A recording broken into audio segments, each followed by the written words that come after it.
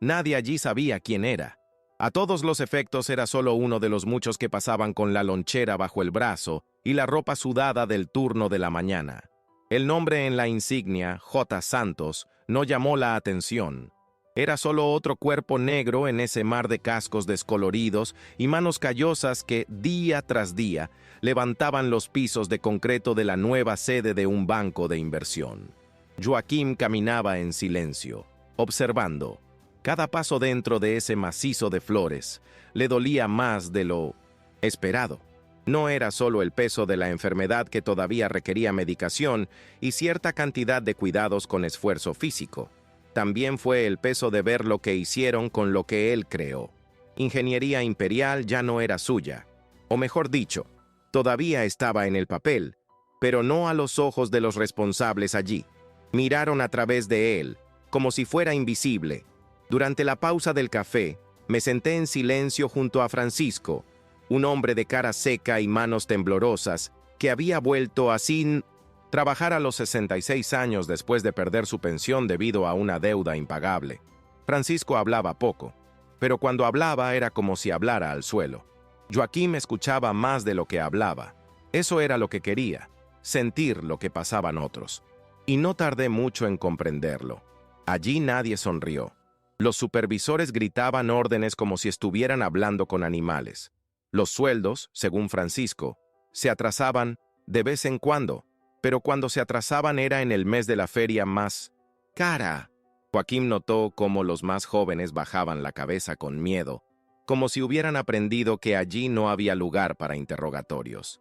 Y todo fue una caricatura invertida de lo que soñaba cuando fundó la empresa hace 21 años. Al tercer día, Joaquín fue convocado a una reunión improvisada en el almacén de apoyo a la construcción. Era rutina, dijeron, pero el tono ya demostraba que el objetivo era otro. Marcelo Acevedo, director interino, había enviado a representantes del directorio para apretar las tuercas, según dijeron allí. La conversación fue dura, llena de términos técnicos y amenazas veladas. Hablaron de optimización, reducción de personal, mejora del rendimiento. Joaquín, entre los trabajadores, observaba esto con rabia contenida. Vio a un capataz siendo humillado por no alcanzar la meta de hormigonado. Vio a Rosa, la chica de la cafetería, bajar la mirada cuando un gerente con corbata la llamó prescindible. Ella contuvo las lágrimas, pero él vio. Fue allí donde empezó a escribirlo todo. Pequeños registros en el celular, nombres, horas, frases. Cada detalle se convirtió en una pieza del rompecabezas que necesitaba armar. Esa noche, al llegar a su casa, un sencillo apartamento que había alquilado expresamente en un barrio obrero, Joaquín se sentó en el duro sofá y permaneció en silencio durante casi una hora. La televisión estaba mostrando un informe sobre el crecimiento de la industria de la construcción, pero él apenas escuchaba. El rostro de 1900. Rosa no se apartaba de su mente. Ella debía tener unos 23 o 24 años. Estaba cuidando a su madre enferma. Escuchó esto durante el almuerzo. Trabajé doble horario, hice trabajos esporádicos por la noche en un bar. Y sin embargo, ella fue tratada como un peso muerto por personas que nunca se habían ensuciado las manos con cemento. Joaquín respiró profundamente y pensó en cómo había llegado hasta allí. Confió en Marcelo durante su enfermedad porque necesitaba descansar, necesitaba vivir. Pero, ahora, viendo en qué se había convertido la empresa, comprendió que descansar demasiado le había costado caro, no solo a él, sino a cientos de trabajadores que ahora llevaban el uniforme de una empresa que había olvidado sus orígenes. Al día siguiente, una ligera lluvia hizo que el lugar de construcción fuera aún más hostil. El barro cubría los caminos entre los contenedores y el viento frío parecía burlarse de aquellos que no tenían tiempo de ponerse a cubierto.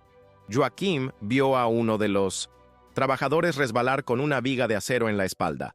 Nadie se detuvo a ayudarlo. El responsable simplemente le gritó que se levantara y dejara de ser un fastidio. La escena estaba marcada. Joaquín se acercó, ayudó al niño a levantarse y discretamente comprobó si estaba gravemente herido. El muchacho, llamado Vinicius, le agradeció con la mirada baja, sin entender muy bien por qué a aquel viejo trabajador le importaba tanto. Eso fue lo que más dolió. Ver cómo la indiferencia se había convertido en la regla, cómo la violencia se había convertido en lenguaje natural allí. Y todo esto bajo el logo de la empresa que creó para hacer todo lo contrario. Más tarde, Rosa se sentó a su lado en el almuerzo. Era raro que ella hiciera eso, pero ese día, quizá demasiado cansada para mantener las distancias, soltó. Eres diferente a los demás. Parece que realmente escuchas. Joaquim simplemente sonrió. No pude decir nada todavía, pero ese comentario le afectó. Empezó a darse cuenta de que su presencia allí no pasaba tan desapercibida como había imaginado. Algunos de los responsables evitaron cruzarse con él. Otros, como el jefe de seguridad, lo trataron con un desprecio incómodo, como si intuyeran que algo andaba mal y no supieran qué. Había una tensión en el aire, sutil pero creciente. Joaquim sabía que se estaba acercando al punto de quiebre, pero aún faltaba una pieza. Necesitaba ver, con sus propios ojos, cómo la directiva estaba manipulando los contratos y reduciendo derechos. Y esa oportunidad llegó más rápido de lo esperado. El viernes, Joaquim fue asignado, junto con otros 3 trabajadores, para ayudar a montar una estructura en el bloque administrativo, exactamente donde se encontraba el piso de los directores. Era raro que alguien de la base fuera allí, pero como tenían un plazo ajustado y necesitaban mano de obra barata, hicieron una excepción. Joaquim aprovechó, hizo el trabajo con cuidado, pero prestando atención a todo lo que le rodeaba. Y fue allí, mientras instalaba una mampara de yeso en el pasillo, cuando oyó voces familiares en una sala de reuniones. No era difícil identificar a Marcelo, siempre con ese tono técnico arrogante y lleno de jerga. Pero esta vez dijo más de lo que debía. Habló de aprovechar el momento alto para recortar beneficios, encajar los contratos de outsourcing antes de la próxima auditoría y desmovilizar el 20% de la fuerza operativa sin previo aviso. Joaquim lo grabó todo con el móvil metido en el bolsillo de la camisa. El corazón latía rápidamente. Sabía que finalmente tenía lo que necesitaba. En el camino de regreso al alojamiento, el ambiente entre los trabajadores era de angustia. Ya circulaba un rumor. Nuevos recortes vendrían la semana siguiente. Francisco estaba especialmente callado. Joaquim intentó iniciar una conversación, pero solo murmuró. Me han cortado el contacto 3 veces en mi vida. La 4ª vez, esperaremos el sobre. Rosa, en la cafetería, atendía con la mirada perdida, como si ya estuviera tratando de calcular qué hacer si la mandaban lejos. La tensión era colectiva, y eso dolía más que cualquier injusticia individual. Joaquim sintió el peso de cada mirada abatida, de cada silencio forzado. Él sabía que el momento llegaría. Solo faltaba alinear las piezas, conseguir que, en el momento oportuno, tuviera el apoyo suficiente para enfrentar a Marcelo y desmontar la farsa que había creado la directiva. El lunes, cuando se convocó la junta directiva, Joaquim sabía que ese sería el momento decisivo. Era la oportunidad que necesitaba para enfrentarse a Marcelo y los demás, para exponer públicamente lo que estaba sucediendo. Pasó toda la mañana revisando los registros en su teléfono, asegurándose de que tenía todo lo que necesitaba. Pero lo que más lo motivó ahora no fue solo la revelación de los crímenes de gestión. Era el rostro de Rosa, la expresión cansada de Francisco, las miradas de desesperación de los demás trabajadores que estaban siendo aplastados por el peso de las ganancias que parecían solo aumentar para los de arriba. Cuando finalmente se vistió para la reunión, ya no se sintió invisible. Vestido con un mono sencillo y sucio, como todos los demás, sabía que ya no era Joaquim Santos de Imperial Ingeniería. Él era simplemente un trabajador normal y corriente, y en eso tenía que confiar. La sala estaba llena cuando entró. Marcelo estaba al frente, dando un discurso sobre los números, como siempre, cuando Joaquim se acercó interrumpió la reunión con una calma aterradora. «No soy un simple trabajador aquí», dijo, mirando directamente a los rostros sorprendidos en la mesa. «Soy el dueño de esta empresa, y voy a hacer algo que nunca imaginaron. Voy a despedir a quien esté destruyendo todo lo que se creó aquí». La tensión en la sala era palpable. Marcelo, al darse cuenta de quién tenía delante, intentó recuperar la compostura, pero ya era demasiado tarde. Joaquim ya no era un rostro anónimo, solo una víctima más del sistema que él mismo fundó. Tenía pruebas, tenía el apoyo de los trabajadores que ahora se levantaban lentamente y tenía algo más, el coraje para restaurar lo que se había perdido. Marcelo intentó ocultar su malestar, pero el pánico en su mirada era evidente. La sala, que hasta entonces había estado llena de la ejecución de planes y discusiones sobre el futuro de la empresa, cayó en un pesado silencio. La revelación de Joaquim pareció congelar el tiempo por unos segundos, pero la frialdad que demostró sin alzar la voz, sin dejarse vencer por la ira, fue lo que realmente desestabilizó a todos. Presentó las grabaciones, la evidencia de cada decisión que había tomado la Junta para empeorar la vida de los trabajadores y debilitar a la empresa. Joaquim no solo sacó a la luz el pasado, sino que también expuso cómo se habían corrompido los valores originales de la ingeniería imperial. Él no estaba allí para destruir todo lo que había construido. Estaba allí para reconstruir lo que había sido devastado por la codicia. Marcelo todavía intentó discutir, intentó minimizar la situación, pero las palabras le fallaron. Ya no tenía autoridad.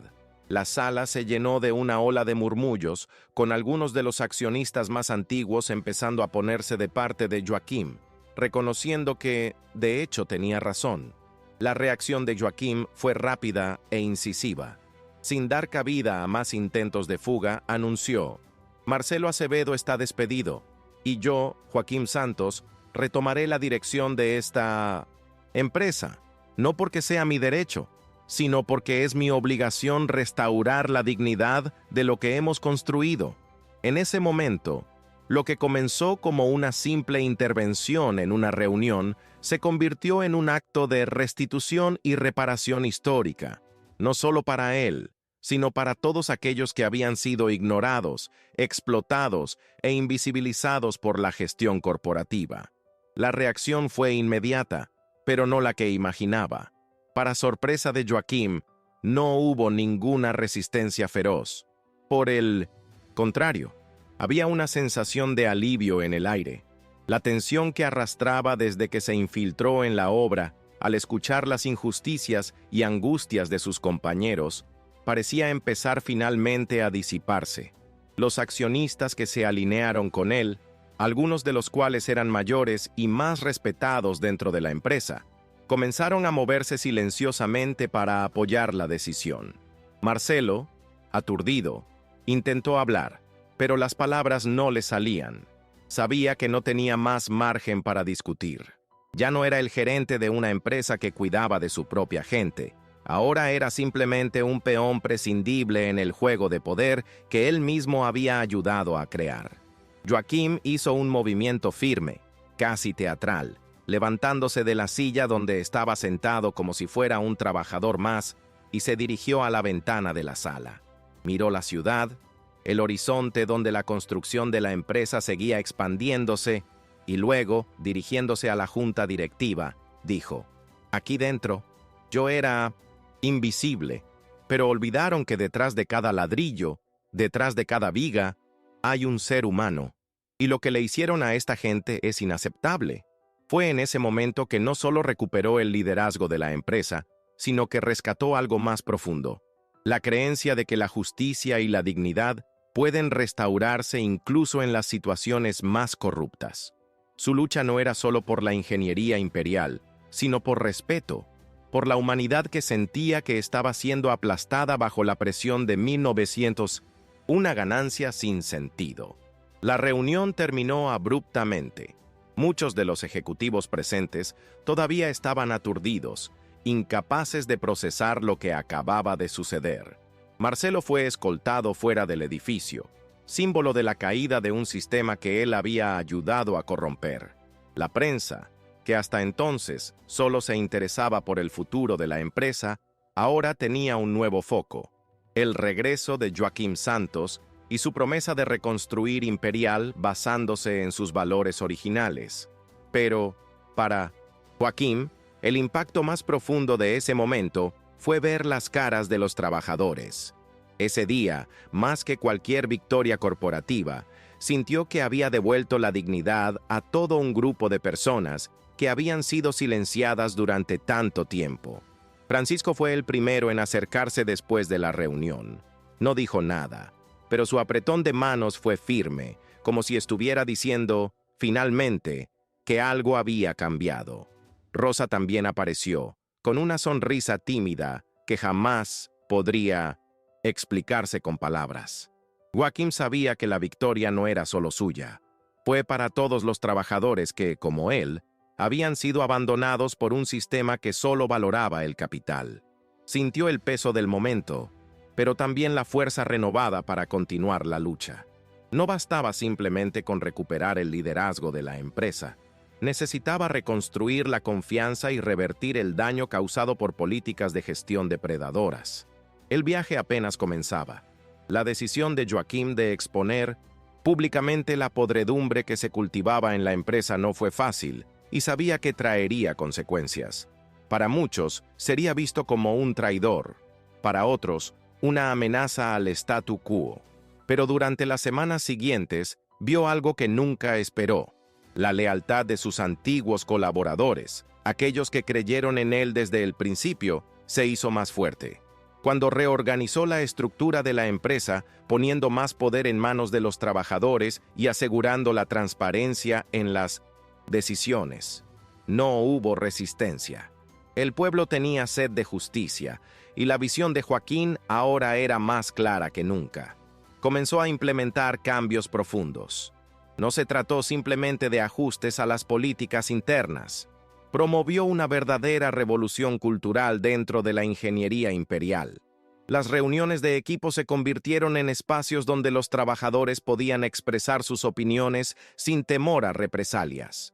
Francisco, que ahora se había convertido en un asesor informal, comenzó a orientar a la generación más joven sobre cómo podían organizarse mejor y luchar por sus derechos.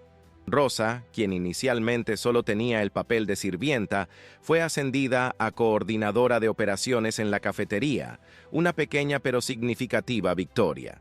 Poco a poco, Joaquim no solo reconstruyó la empresa, sino que restableció una relación de confianza que se había roto durante años de gestión depredadora. En los meses siguientes, Joaquim se enfrentó a más desafíos de los que imaginaba. No fueron solo dificultades internas, sino también presiones externas. Muchos de los exaccionistas que se habían alineado con Marcelo intentaron socavar su autoridad, cuestionando sus decisiones y tratando de revertir los cambios que había implementado.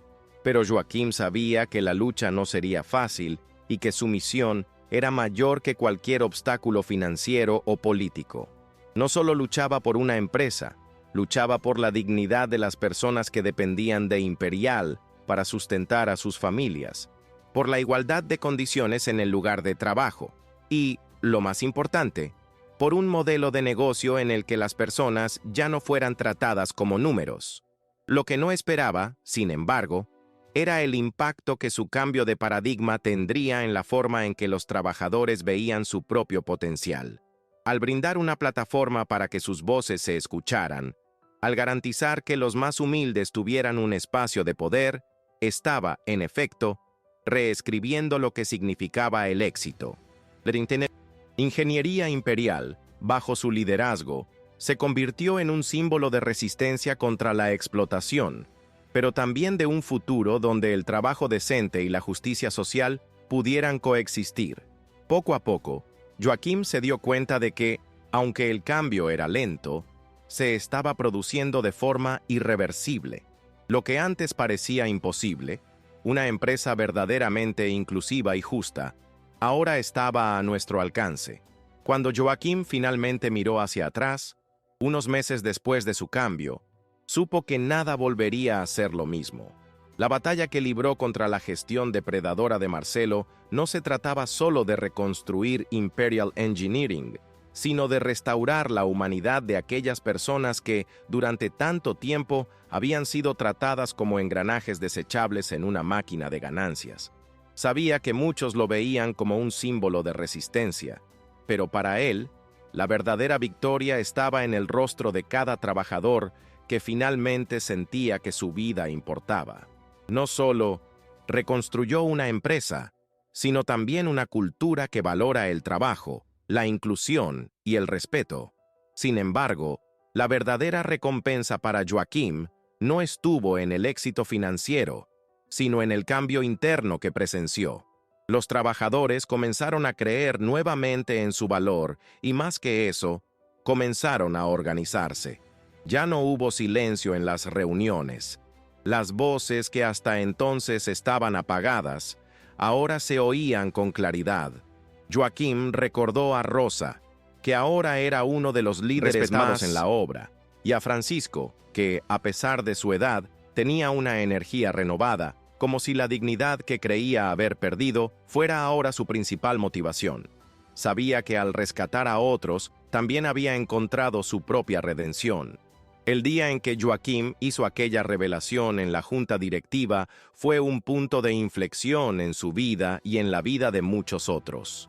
Había hecho lo imposible, no solo recuperar su empresa, sino restaurar un ideal que parecía perdido entre la codicia y el abandono.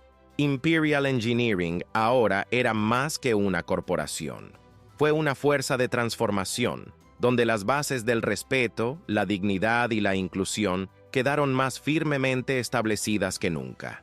Joaquín sabía que la batalla aún no había terminado, pero finalmente estaba en paz consigo mismo. Ya no era el hombre invisible que pasaba desapercibido en la obra. Ahora, él era el dueño. Sí, pero también el guardián de algo mucho más grande. La promesa de que, con coraje y determinación, es posible cambiar el rumbo de las cosas, incluso cuando todo parezca perdido.